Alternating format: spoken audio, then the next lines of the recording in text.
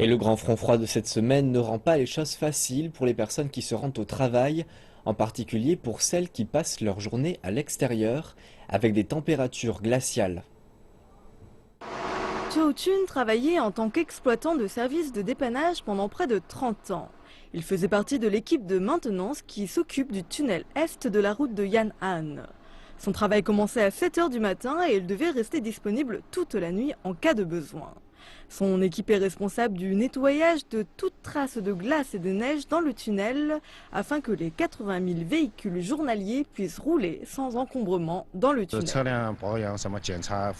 Nous devons vérifier les véhicules plus souvent. Avant, nous vérifions 3 fois par jour. Maintenant, nous devons vérifier de 5 à 6 fois pour s'assurer que les véhicules puissent opérer à chaque fois. Il n'y avait pas de glace ni de neige dans le tunnel aujourd'hui, car la température au sol était au-dessus de 0 degré. Mais l'équipe se prépare en cas de besoin. Nous avons préparé une souffleuse à neige, un véhicule de nettoyage, 5 génies automobiles pour transporter les marchandises et le personnel, et 5 véhicules de protection de sécurité pour s'assurer que le tunnel puisse être utilisé si une situation d'urgence se présente. À Puxi, l'officier des forces de l'ordre Chan Chongping a commencé sa journée de travail 2 heures avant l'heure habituelle, à l'intersection de la route de Lujiapang et de la route du sud de Zhongshan.